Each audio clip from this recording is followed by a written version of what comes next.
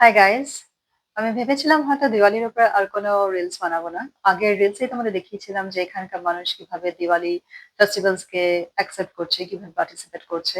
কিন্তু তার সাথে সাথে এখানের কিছু ইন্ডিয়ানসরাই আমেরিকাতে এবং কানাডাতে এবছরের দিওয়ালিতে এমন কিছু ইনসিডেন্ট ঘটে, এত বেশি হুল্লোড় এবং উচ্ছৃঙ্খল হয়ে ওঠে, তার কি কনসিকুয়েন্সেস ঘটে, যেটা তোমরা ভিডিও দেখলেই বুঝতে পারবে।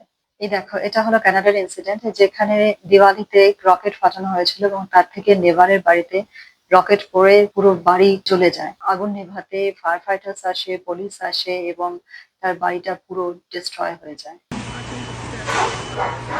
আর এটা হলো নিউ ইয়র্কের ইনসিডেন্ট। দেখো, পুরো রাস্তা জুড়ে পুরো বাজি ক্র্যাকার সমস্ত কিছু পড়ে আছে, কারণ এখানে পারমিশন নিয়েই বাজি ফাটানো হয়েছিল, বাট পারমিশনটা ছিল রাত 10টা অব্দি।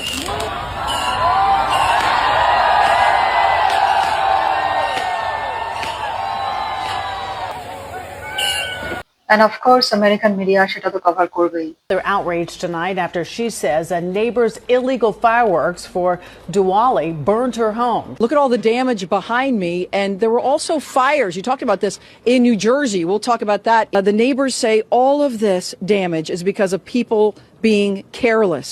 And also a reminder to everyone, fireworks are illegal.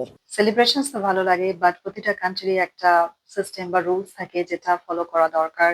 কারণ আমার মনে হয় আমরা যেখানেই থাকি না কেন, কোথাও না কোথাও আমরা আমাদের দেশকে রিপ্রেজেন্ট করছি। আর এই ধরনের ইনসিডেন্টে একটা ভীষণ ব্যাড ইমপ্রেশন তৈরি হয় আমাদের দেশের মানুষের সম্পর্কে। আমার মনে হয় আমরা যেখানেই থাকি আমরা যেন দেশের নাম উঁচু রাখতে পারি। তোমাদের কি মনে হয় অবশ্যই কমেন্টে জানিও।